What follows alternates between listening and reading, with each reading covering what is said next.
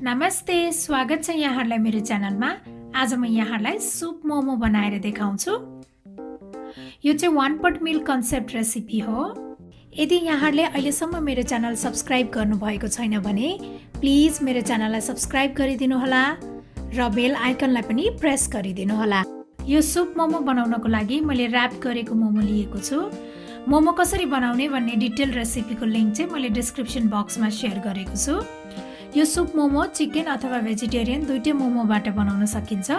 सबैभन्दा पहिला मैले प्यानमा तेल राखेँ। तेल तातिसकेको छ। अब यसमा मसिनो पारेर काटेको लसुन, अदुवा र हरियो खुर्सानी राख्ने। यसलाई चाहिँ आधा मिनेट जति भुट्नुपर्छ। त्यसपछि मैले राखेँ मसिनो पारेर काटेको प्याज। अब यो प्याजलाई पनि 1 मिनेट जति भुट्नुपर्छ।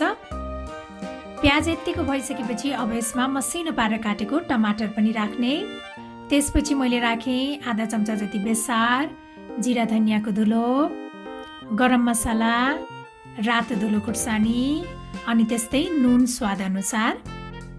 अब यो सबैलाई राम्रोसँग मिक्स गर्ने। अब यसलाई कभर गरेर टमाटर नपाकुन्जेल पकाउनु पर्छ। अब यो टमाटर पनि राम्रोसँग पाकिसकेको छ। अब यसमा मनतातो पानी राख्नुपर्छ। त्यसपछि अब यो आधा चम्चा जति पिसेको टिमुर पनि राख्ने।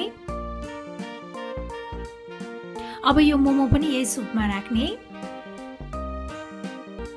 अब यो मोमोलाई यतिकै 15 मिनेट जति पकाउनु पर्छ। यसरी 1 pot मोमो सुप बनाउँदाखेरि मोमो छुट्टै स्टिम गर्ने र अचार बनाइराख्ने झन्झट नहुँदाखेरि यसले टाइमको सेभ गर्छ। साथै यो खाँदा पनि एकदमै स्वादिलो हुन्छ। मोमो यसरी फुलेर मास्तिरपट्टि तैरिन थालेपछि मोमो पाक्यो भन्ने थाहा हुन्छ। अब यो मोमो पाकिसकेको छ। अब यसमा मसिनो पारेर काटेको हरियो प्याज, त्यस्तै हरियो धनिया पनि राख्ने। अब यसलाई हल्का यसरी चलाउने। अब यसलाई एकैछिन उम्लिन दिनुपर्छ।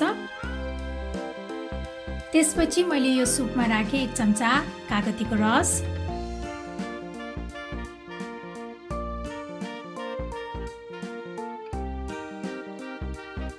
अब यतिको भइसकेपछि हाम्रो यो सुप मोमो चाहिँ सर्भ गर्नको लागि रेडी भइसकेको छ। मलाई आशा छ यहाँहरूलाई यो सुप मोमो बनाउने सजिलो रेसिपी पक्कै पनि मन पर्यो होला र मेरो अरू यस्तै रेसिपीहरूको लागि प्लिज मेरो च्यानललाई सब्स्क्राइब गरिदिनु होला र मेरो भिडियोलाई लाइक, शेयर र कमेन्ट पनि गरिदिनु होला। Thank you for watching. Bye by.